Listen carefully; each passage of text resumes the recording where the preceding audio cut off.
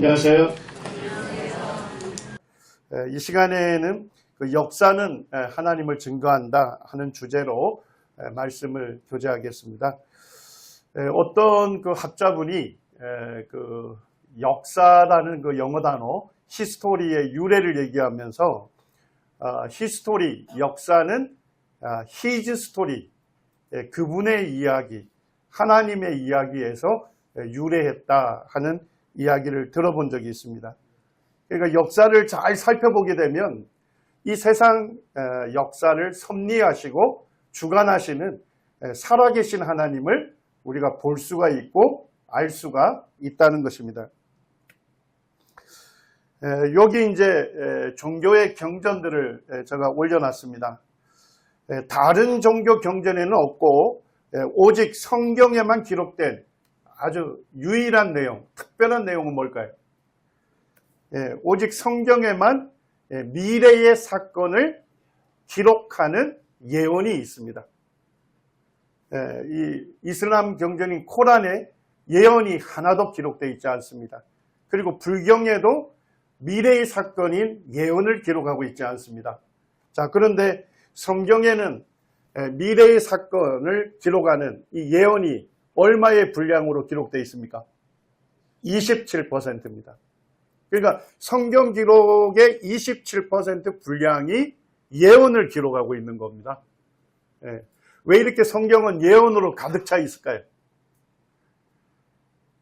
자, 성경에 기록된 예언이 실제 역사 가운데서 그대로 성취된다는 것을 우리가 확인할 수 있다면 하나님은 어떤 분이시죠?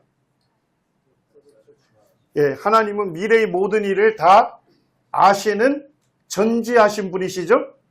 그리고 하나님은 미래의 사건을 예언으로 기록한 그대로 실제 역사 가운데 이루신다면 이 하나님 어떤 분이시죠? 전능하신 분이시고 살아계신 분으로 우리는 믿을 수가 있는 것입니다. 그리고 이 예언을 기록하고 있는 성경책은 바로 살아계신 하나님의 말씀이다 하는 것을 우리는 확신할 수가 있는 것입니다. 우리 이사야 41장 21절에서 23절까지를 차근히 같이 읽기를 원합니다. 시작. 나 여호와가 말하노니 너희 우상들은 소송하라. 야곱의 왕이 말하노니 너희는 확실한 증거를 보이라. 장차 당할 일을 우리에게 진술하라. 또 이전에 어떠한 것도 알게 하라.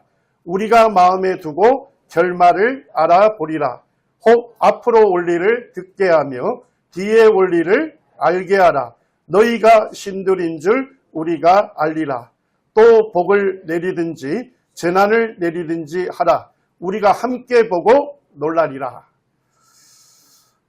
이스라엘 백성들은 하나님을 섬기면서도 자주 하나님이 아닌 것을 하나님처럼 숭배했습니다.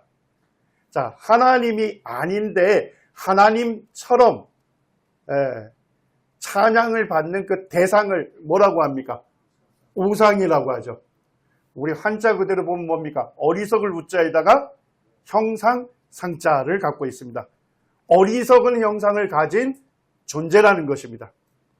자, 우상에 눈이 있지만 볼 수 있습니까? 자, 우상에 입이 있지만 말할 수 있습니까? 우상에 귀가 있지만 우리의 간절한 기도를 들을 수 있습니까?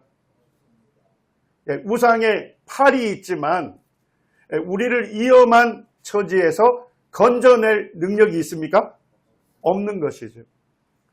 우상은 신인 채 하는 거짓 신이고 가짜 신에 불과한 것입니다. 그리고 뭐예요? 하나님께서 받으셔야 할 찬양과 경배를 가로채는 우상은 악한 존재이기도 한 것입니다. 그런데 이스라엘 백성들이 하나님을 섬기면서도 자주 우상 숭배에 빠졌어요. 그래서 지금 하나님께서 도전하고 계신 거예요. 이스라엘 백성들과 그들이 섬기는 우상에게 도전하는 거예요. 누가 진짜 신인지, 누가 참 신인지 법정 재판에서 가려보자고 하나님께서 제안을 하시는 겁니다. 자, 법정 소송에서 승소하려면, 이기려면 무엇만 보여주면 됩니까? 예, 확실한 증거를 보여줄 수 있다면 이 재판은 끝나는 거예요. 자, 하나님께서 이렇게 말씀하십니다. 참신에 대한 확실한 증거로 하나님 무엇을 말씀하십니까? 참신이라면 22절에 장차 당할 일을 우리에게 진술할 수 있어야 한다는 겁니다. 자, 22절 후반절에도 참신이라면 앞으로 올 일을 듣게 할 수 있어야 한다는 것입니다. 자, 23절에도 참신이라면 뒤에 올 일을 알게 할 수 있어야 한다는 겁니다. 자, 하나님께서 계속 똑같은 말씀을 계속 반복하시죠. 우리가 잘 알아듣지 못하니까 하나님께서 똑같은 말씀을 반복하셔요. 자, 참신이라면 뭐 할 수 있어야 한다는 겁니까? 미래에 일어날 일들을 우리에게 말씀할 수 있어야 한다는 겁니다. 자, 한마디로 참신이라면 뭐 할 수 있어야 한대요? 예언할 수 있어야 한다는 것입니다. 그리고 예언한 그대로 실제 역사에서 성취할 수 있는 이 신만이 참신이라고 하나님께서 말씀하고 있는 것입니다. 자, 이 자리에 계신 여러분들은 하나님께서 참신이라면 예언할 수 있어야 하고 예언한 그대로 실제 역사에서 성취할 수 있는 신만이 참신이다 라고 말씀하시는데, 하나님께서 말씀하신 참신에 대한 확실한 증거, 이 예언에 대해서 동의하십니까? 자, 이 세상을 창조한 신이라면 모든 것을 알고 모든 것을 하실 수 있으시겠죠?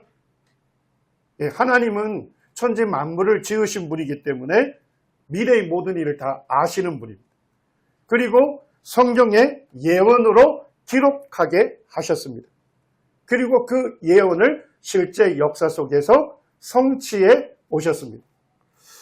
예, 하나님께서 예언하신 그 예언들을 이 시간 좀 살펴보기를 원합니다. 예, 고대에 그 페르시아 제국이 있었습니다. 성경에는 바사 제국 이렇게 되어 있습니다. 자, 페르시아 제국을 창건한 왕을 누구라고 합니까? 예, 고레스라고 합니다. 똑같은 이름인데 영어로는 사이러스 이렇게 발음을 해요. 그리고 페르시아어로는 키루스 이렇게 발음하기도 합니다.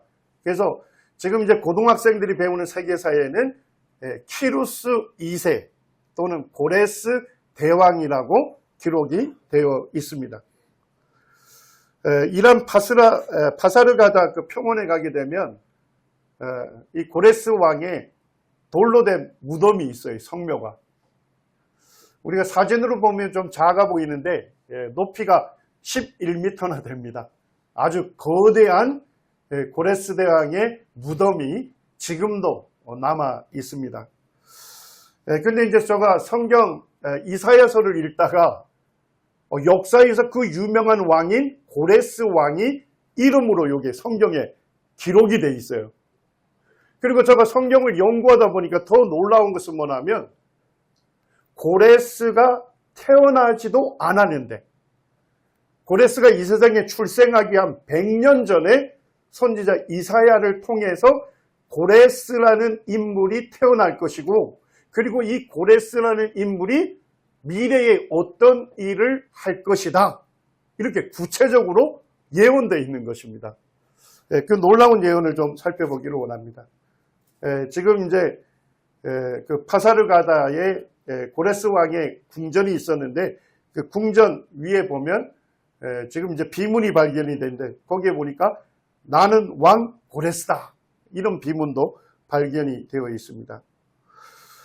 자, 이사야 44장 27절 28절에 보시면 28절에 보니까 누구의 이름이 기록되어 있습니까?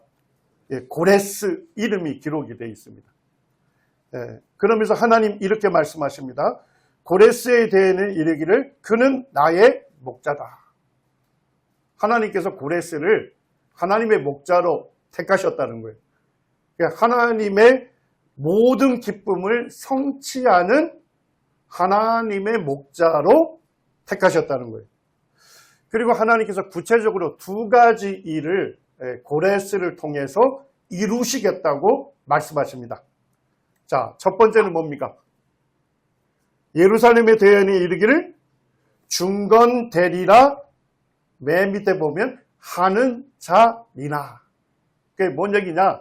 하나님께서 고레스로 하여금 예루살렘을 중건하라고 말하는 자가 되게 하겠다는 것입니다. 이때가 이사야 선지자가 활동할 때가 BC 700년경입니다. 그러니까 이때 고레스가 태어나지도 않았어요. 고레스는 이 예언을 한 이후 한 100년 뒤쯤에 BC 600년경에 이 세상에 태어납니다. 그러니까 태어나지도 않는 인물 고레스의 이름을 말씀하시면서 하나님께서 고레스를 통해서 하나님 기뻐하시는 일을 성취하시겠다고 예언을 하시는 겁니다. 그런데 이 예언을 할 당시에 예루살렘 성이 파괴도 되지 않았어요. 예루살렘 성이 건전한데 하나님께서 뭐라고 하시는 거예요? 저 예루살렘 성이 파괴될 것을 전제로 고레스라는 인물이 예루살렘을 뭐하게 할 거라고요? 중건하라 라고 조서를 내릴 것이다. 이렇게 하나님께서 예언을 하신 겁니다. 자, 두 번째 예언은 무엇입니까? 고레스로 하여금 하나님께서 무엇을 하시겠대요? 성전에 대하여는 이르기를 내 기초가 성전의 기초가 세움이 되리라 하는 자니라. 이때 성전이 파괴도 되지 않았는데 하나님께서 성전이 파괴가 될 것이고 고레스라는 인물이 등장해서 성전의 기초를 세워라 라고 말하게 하겠다 라고 하나님께서 예언을 하신 것입니다. 27절에 보니까 고레스를 얘기하면서 독특한 또 말씀을 하셔요. 기품에 대하여는 이르기를 마르라 내 강물을 마르게 하리라. 하여튼 고레스와 관련해서 하나님께서 내 강물을 마르게 할 것이다 하는 독특한 예언을 하십니다. 자, 이제 이사야 45장에서도 계속적으로 고레스를 통해서 하나님께서 이루실 일들을 말씀하셔요. 자, 1절에 보니까 여호와께서 그의 기름 부음을 받은 고레스에게 이같이 말씀하시되. 자, 하나님께서 고레스에게 무엇을 부으셨대요? 기름을 부으셨다는 겁니다. 자, 기름 부었다는 것은 무엇입니까? 하나님의 일을 위하여 하나님의 사람으로 택하셨다 하는 의미를 갖고 있는 것입니다. 그리고 하나님께서 이렇게 말씀하십니다. 내가 그의 오른손을 붙들고. 누구의 오른손입니까? 고레스의 오른손을 붙들고. 자, 오른손은 뭘 상징하죠? 힘을 상징하는 것입니다. 하나님께서 고레스를 강하게 해서 고레스 앞에 열국을 항복하게 할 것이다. 이렇게 말씀합니다. 자, 성도님들, 열국이 무엇입니까? 여러 나라를 얘기하는 것이죠. 열국, 여러 나라. 자, 그러니까 뭐예요? 하나님께서 고레스를 강하게 해서 고레스 앞에 여러 나라를 항복하게 하겠다. 자, 쉽게 말씀하면 뭐예요? 하나님께서 고레스를 강하게 해서 뭘 세우게 하겠대요? 여러 나라를 정복하는 대제국을 세울 것이다 라고 예언하신 겁니다. 자, 3절에 보니까 하나님께서 고레스에게 뭘 주시겠대요? 보화와 재물을 주시겠다 이렇게 약속하십니다. 자, 5절에 보시면 독특한 말씀을 하시죠.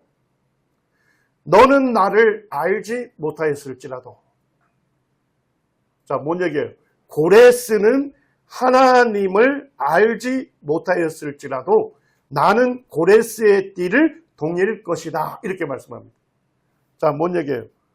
고레스는 여호와 하나님을 알지 못할 거래요. 자, 그러면 고레스는 유대인의 왕이 되는 겁니까? 이방 제국의 왕이 되는 겁니까? 고레스는 하나님의 기름 부음을 받았지만 여호와 하나님을 알지 못하는 이방 제국의 왕이 될 것이다. 왕이라고 말씀을 하시는 거죠. 그럼에도 하나님은 나는 고레스의 띠를 동일 것이다. 고레스의 띠는 허리띠를 얘기하는 겁니다. 자, 허리띠를 찬다는 것은 무엇이에요? 이제 정복전쟁에 나서게 하겠다는 것입니다. 자, 13절에는 또 독특한 예언을 하십니다. 사로잡힌 내 백성, 유다 백성을 값이나 갚음이 없이 뭐 한다고요? 놓으리라. 뭔 얘기예요? 사로잡혀온, 포로로 잡혀온 하나님의 백성, 유다 백성들을 고레스가 뭐 할 것이라는 거예요? 값이나 갚음이 없이 아무런 대가도 받지 아니하고 그들을 놓아줄 것이다. 해방시켜 줄 것이다. 이렇게 예언을 한 것입니다. 그리고 이제 예언이 다 끝났을 때 하나님 누구의 이름으로 이 예언을 성취하시겠답니까? 만군의 여호와의 말이니라 하시니라. 우리 성도님들이 구약 성경을 쭉 읽어보시면 하나의 일정한 패턴이 나옵니다. 하나님께서 예언을 하실 때는요, 예언을 다 하신 다음에 마지막에 나 여호와의 말이니라. 나 만군의 여호와의 말이니라. 뭐예요? 예언을 다 마치고 이 예언을 성취시키시겠다고 누구의 이름으로 서명합니까? 하나님 자신의 이름으로 서명을 하셔요. 자, 이 예언 이해가 되십니까? 요약을 해보면 하나님께서 고레스로 하여금 대제국을 이루게 할 것이다. 그리고 예루살렘을 중건하라고 할 것이다. 성전의 기초를 세우라고 말할 것이다. 대가 없이 유다의 포로들을 석방할 것이다. 보화와 재물을 줄 것이다. 그리고 강물을 마르게 할 것이다. 자, 하나님께서 구체적으로 몇 가지 예언하셨나요? 자, 6가지를 예언하셨어요. 자, 그러면 전지전능하신 하나님이시라면 이 6가지 예언 중에 몇 가지를 성취하시겠습니까? 6가지 다 실제 역사 속에서 성취하실 겁니다. 자, 이 예언을 하신 후에 한 100년이 지났을 때 바벨론 제국의 느부갓네살 왕이 이 유다 왕국을 침략했어요. 그리고 예루살렘을 완전히 파괴하고 하나님의 성전을 완전히 불태워버렸습니다. 자, 그리고 유다에 있는 백성들을 어디로 끌고 갔습니까? 바벨론으로 포로로 끌고 갔습니다. 자, 근데 이 바벨론 제국을 정복한 왕이 누구예요? 지금 우리가 살펴보는 고레스 왕입니다. 자, 이 지도를 잘 보시면 페르시아 왕국이 어디쯤 있습니까? 여기 보면 페르시아만 가까이에 페르시아 왕국이 있었어요. 아주 작은 왕국이었습니다. 자, 그런데 페르시아 왕국과 접하고 있는 여기 노란색으로 보이는 메데 왕국이 보입니까? 메데 왕국은 어떻습니까? 아주 거대한 영토를 갖고 있었습니다. 역사적으로도 보면 메데 왕국은 주전 9세기에 세워집니다. 그런데 페르시아 왕국은 그 후에 주전 7세기에 세워져요. 그리고 메데 왕국은 더 넓은 영토를 차지했고 역사적으로 매우 강성했습니다. 자, 그래서 항상 이 페르시아 왕국은 어느 왕국에 복속돼 있었을까요? 메데 왕국에 복속돼 있었던 것입니다. 그래서 메데 왕국의 왕이 항상 어떻게 해요? 자기 공주를 페르시아 왕의 왕비로 주는 겁니다. 결혼 동맹을 맺고 그리고 이제 효과적으로 이 페르시아 왕국을 이제 좌지우지했던 것입니다. 그런데 이 역사가 고레스 왕이 페르시아의 왕이 되면서 역전이 됩니다. 고레스가 주전 559년에 페르시아 왕이 되는데 9년 뒤에 여기 거대한 메대 왕국, 자기 외할아버지의 왕국을 정복합니다. 그리고 메대 페르시아 연합 국가를 형성합니다. 자, 그 다음에 이제 보니까 몇 년 뒤에 요게 보니까 리디아 왕국 보입니까? 리디아 왕국을 정복하게 됩니다.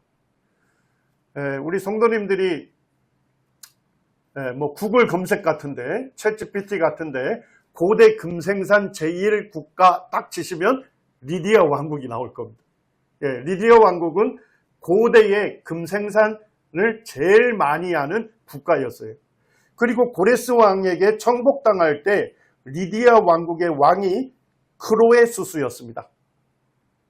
크로에수스가 고대에는 부자의 대명사였습니다. 자, 우리나라의 부자의 대명사가 누굽니까?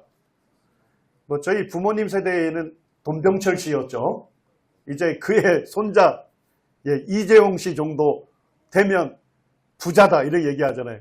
그러니까 우리나라 사람 보고 야, 저 사람은 이재용 씨만큼 부자다 이 얘기는 뭔 얘기입니까? 한국에서 그래도 제일 부자 중에 한 명이다. 이런 얘기를 하는데 고대에는 뭐냐면 크에로소스 왕이 그 부자의 대명사였어요. 야, 저 사람은 크에로소스만큼 부자다 라고 얘기한 뭐예요? 그분이 제일 부자 중에 한 명이다. 이런 의미를 가졌습니다. 그러니까 고레스 왕이 리디아 왕국을 정복하면서 크로에수스 왕에게 있었던 금은보화가 전부 누구에게로 들어간 겁니까?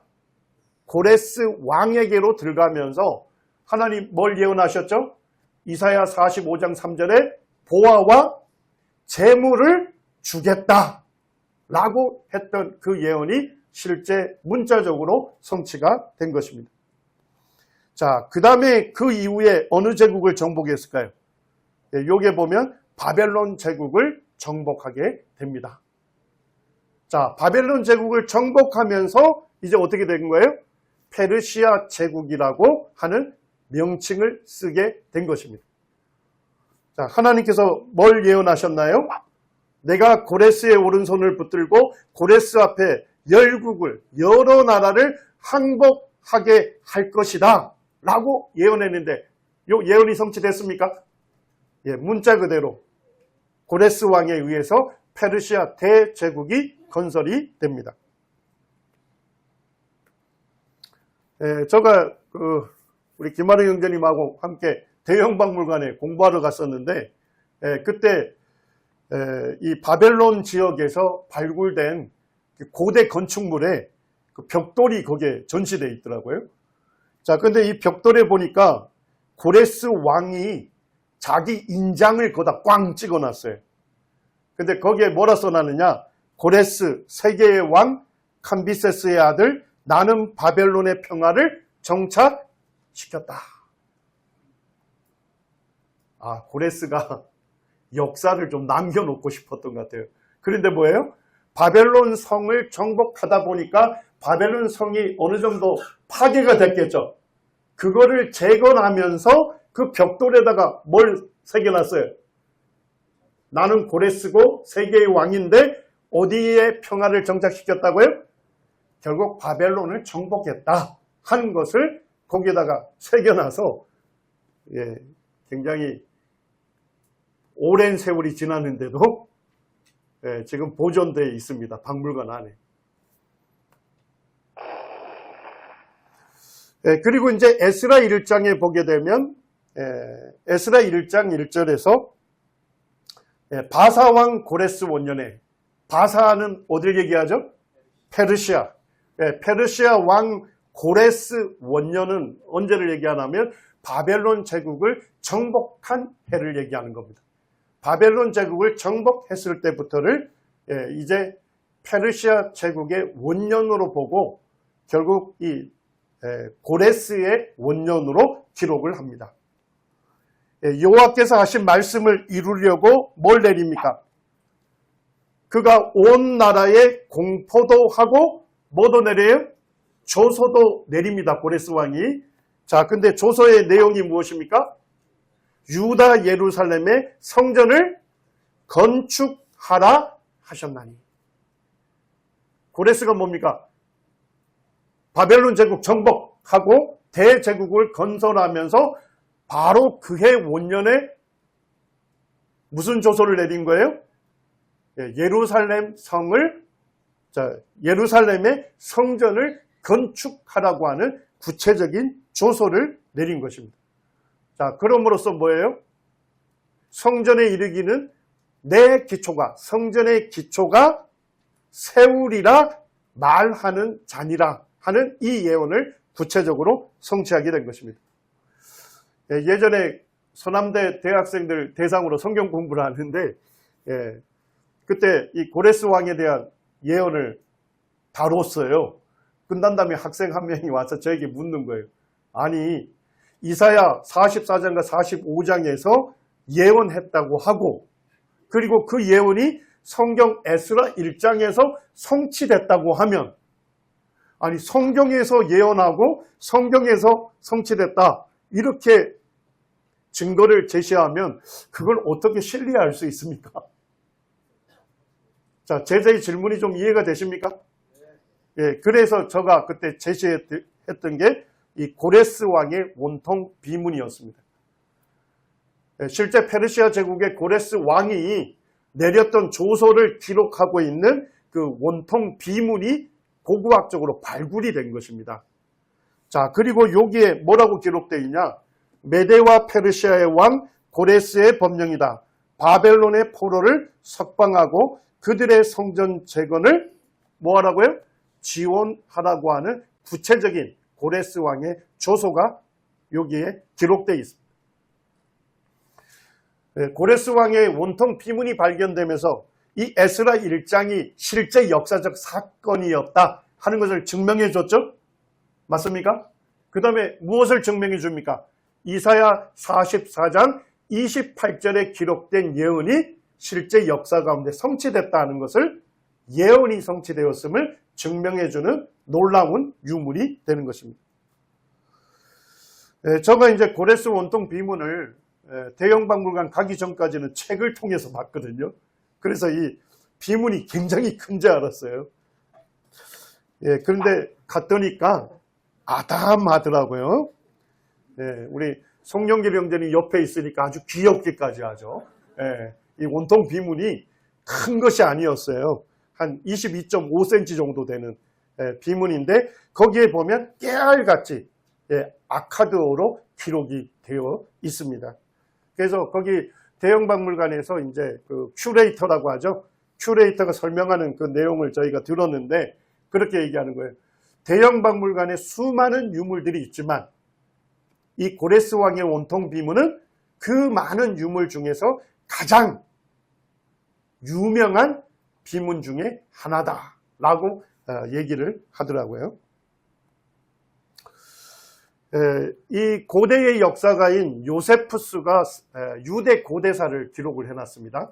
그런데 거기에서도 이 고레스 왕의 예언을 말하고 있습니다. 요세푸스가 이렇게 기록해 놓습니다. 그러니까 이 이사야의 예언은 성전이 함락되기 140년 전에 행한 예언이었다. 이에 고레스는 이 예언을 읽고 하나님의 능력에 감탄하지 않을 수 없었다. 자, 뭔 얘기입니까? 고레스가 바벨론 성을 정복했죠? 그리고 페르시아 군대와 함께 바벨론 성을 진입하고 있었던 거예요. 자, 그때 거기에 누가 있었던 겁니까? 유대인 고위 관리가 있었던 거예요. 그가 고레스 왕 앞에 뭘 읽어주는 겁니까? 이사야 44장과 45장을 읽어준 거예요. 그러니까 고레스가 자기가 태어나기도 전에 자기 이름을 기록하고 있고, 그리고 고레스를 강하게 해서 열국을 항복시키는 대제국을 건설한다 하는 예언이 기록이 되어 있는 것을 보면서 고레스가 이 예언을 읽고서 하나님의 능력에 감탄하지 않을 수 없었다는 겁니다. 그래서 고레스는 이렇게 얘기합니다. 고레스는 이 예언을 성취시켜야겠다는 진지한 열정에 불타게 되었다. 따라서 고레스는 바벨론에 있는 유대인들 중 유력 인사들을 불러 이같이 말했다. 내가 그대 백성들을 고국으로 돌려보내. 자, 고국으로 뭐 하겠다고요? 돌려보낸다. 예, 아무런 대가도 받지 않고 포로로 끌려온 유다 백성들을 놓아주리라 했던 예언이 성취됐다는 겁니다. 자, 그 다음에 뭘 약속합니까? 예루살렘과 하나님의 성전을 재건하도록 해 주겠소.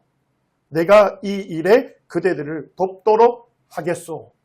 실제 이사야 예언이 역사 속에 성취되었다 하는 것을 역사서에서 요세푸스가 기록한 유대 고대사에 기록을 하고 있는 것입니다.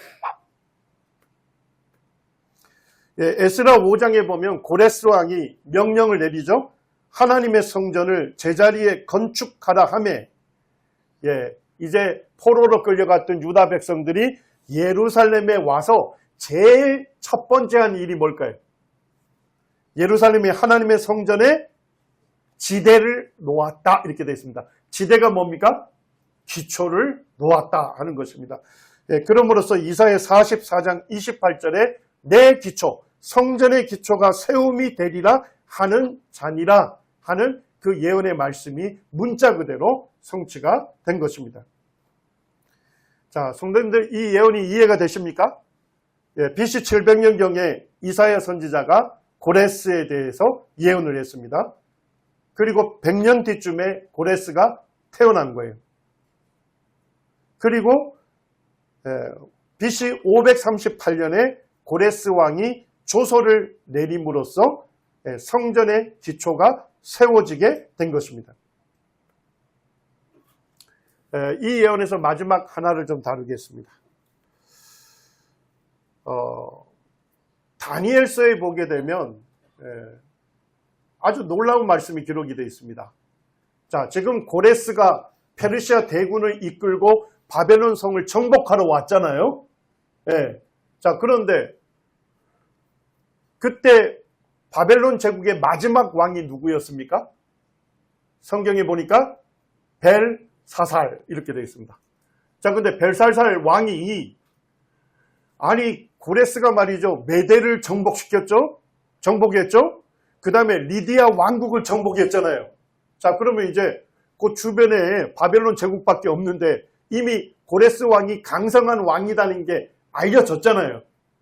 근데 그 강성한 왕이 바벨론 성에 왔는데도 불구하고 그 성 안에 있는 벨사살 왕은 전쟁을 하지 않고 뭘 합니까?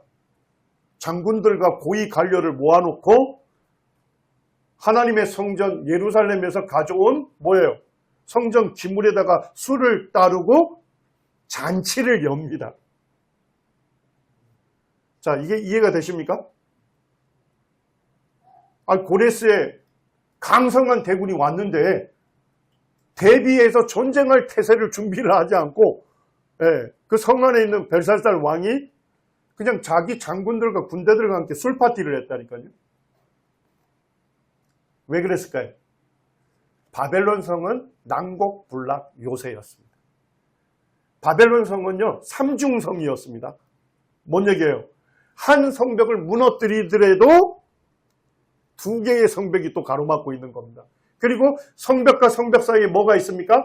물을 가두고 있는 해자가 쫙 성 전체를 두르고 있었습니다.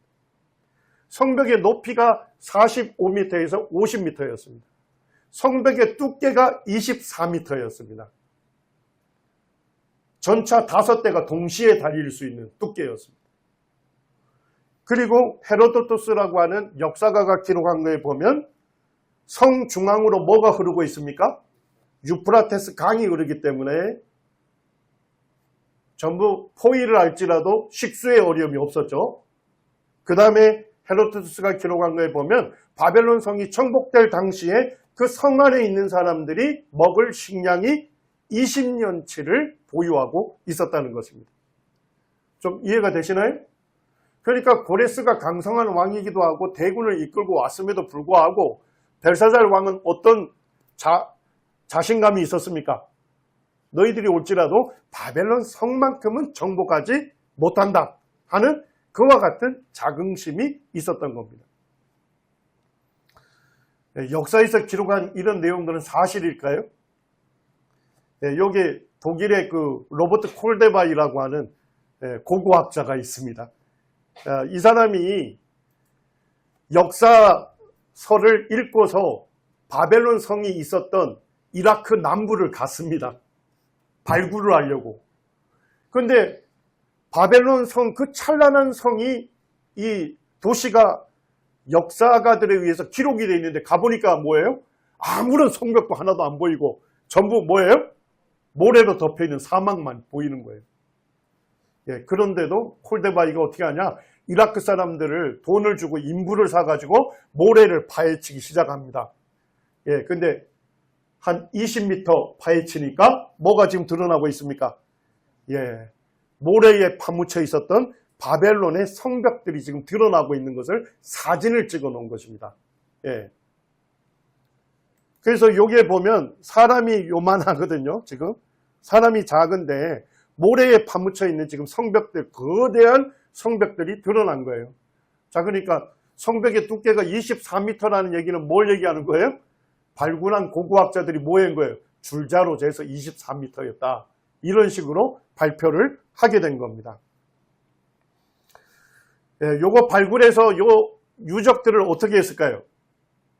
콜데바이가 이라크에서 독일까지 기찻길을 놓고 여기에 발굴된 벽돌들 일련 번호를 전부 새겨가지고 독일까지 운반해 온 거예요. 그리고 그거를 뭐예요? 복원을 하려다 보니까 너무 높죠?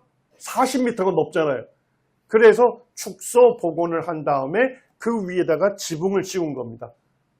이게 지금 페르가몬 박물관입니다.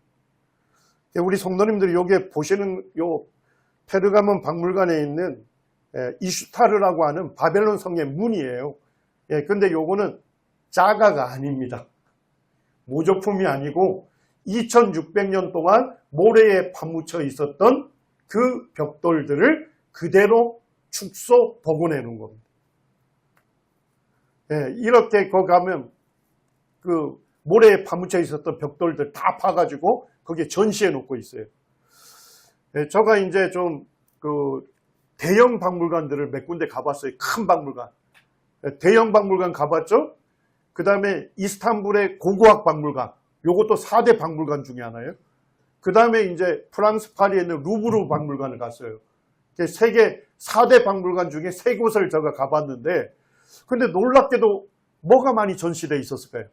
바벨론 성벽이 엄청나게 많이 전시되어 있어요. 왜 그랬을까요? 바벨론 성벽이 96km였답니다. 그러니까 그것 다 발굴하지 못하고 일부 발굴했는데도 어마어마하게 많은 벽돌들이 나온 거죠. 그래서 그것을 구간 잘라가지고 큰 박물관에다가 기증을 해놓은 겁니다. 그래서 웬만한 박물관에 가면 바벨론 성벽을 다 볼 수가 있습니다. 자, 성도님들, 이 난곡불락 요새를 어떻게 고레스가 정복했을까요? 자, 이사야 44장 27절에 고레스와 관련된 예언을 하면서 뭐라고 말씀하십니까? 우리 27절 같이 한번 읽겠습니다. 시작. 기품에 대하여는 이르기를 마르라, 내 강물을 마르게 하리라. 기품에 대하여는 이르기를 마르라, 너의 강물을 마르게 하리라 하며. 고레스가 와보니까 이거 난곡불락 요새인 거예요. 그리고 성벽 길이가 몇 킬로였다고요? 96km니까 아무리 대군을 데리고 와도 완전 포위를 못하는 거예요. 그래서 이 난곡불락 요새 바벨론 성을 어떻게 정복할 거냐? 장군들이 회의를 했는데 어떤 전략을 썼을까요? 유프라테스 강 상류의 절반의 군대를 보내서 유프라테스 강 줄기를 어떻게 하는 거예요? 다른 데로 우회를 시키는 겁니다. 그리고 이 페르시아 군대 절반을 성문들에 전부 배치를 합니다. 자, 역사는 이렇게 기록하고 있습니다. 바벨론을 점령하기 위해 고레스는 10월 12일 도시를 관통해 흐르고 있는 유프라테스 강물을 우회시킴으로써 강 지류가 말라버렸다. 페르시아 군대가 바벨론에 쉽게 접근할 수 있는 침입로가 생겨났다. 고레스는 10월 29일 이 도시에 입성하였다. 헤로도투스가 쓴 페르시아 전쟁사에 그대로 저거 옮겨놨는데 실제 성경의 예언이 문자 그대로 성취되었습니까? 그것을 지금 역사가들이 그들의 역사에 기록해 놓고 있는 것입니다. 자, 이사야 44장과 45장을 보면서 구체적으로 하나님께서 6가지를 선지자 이사야를 통해서 예언하셨죠? 자, 이 6가지 전부가 누구에게서 성취됐습니까? 고레스 대왕 한 사람에게서 성취가 된 것입니다. 자, 우리 이사야 45장 5절 같이 한번 읽겠습니다. 시작. 나는 여호와라, 나 외에 다른 이가 없나니 나밖에 신이 없느니라. 하나님께서 말씀하신 대로 참신이라면 미래에 일어날 일을 우리에게 말할 수 있어야 한다는 것입니다. 예언할 수 있어야 한다는 것입니다. 그리고 예언한 그대로 실제 역사에서 그 예언을 성취하는 그 왕이 바로 참 신이다. 살아있는 신이다. 이렇게 말씀하셨는데 실제 예언을 말씀하시고 예언을 성취하시는 유일한 한 분은 하나님이십니다. 자, 우리 베드로후서 1장 20절과 21절 같이 읽겠습니다. 시작. 먼저 알 것은 성경의 모든 예언은 사사로이 풀 것이 아니니 예언은 언제든지 사람의 뜻으로 낸 것이 아니요 오직 성령의 감동하심을 입은 사람들이 하나님께 받아 말한 것입니다. 성경의 모든 예언은 누구에게 받아 기록한 것입니까? 하나님께 받아 말한 것입니다. 그래서 이 예언을 기록하고 있는 사람들을 뭐라고 부르죠? 선지자라고 합니다. 선지자. 자, 앞 선자에다가 알 지자를 썼죠? 그리고 사람 자자를 썼어요. 먼저 아는 사람이라는 거예요. 자, 누구보다 먼저 안다는 겁니까? 백성들보다 먼저 안 사람이다. 자, 뭔 얘기예요? 하나님께서 미래의 일을 말씀하실 때 누구에게 먼저 말씀하셔요? 선지자에게 먼저 말씀하시는 거예요. 그래서 선지자가 백성들보다 먼저 안 자가 되는 거예요. 그리고 선지자는 뭐예요? 백성들 앞에서 하나님의 말씀, 예언을 전하는 것이죠. 예. 자, 결국 성경에 기록된 예언은 결국 누가 하신 예언입니까? 하나님께서 하신 예언입니다. 예, 오늘 이 시간 우리가 성경에 기록된 예언 한 가지만 살펴본 거예요. 성경의 기록의 몇 퍼센트가 예언이라고요? 예, 27%가 예언으로 기록되어 있습니다.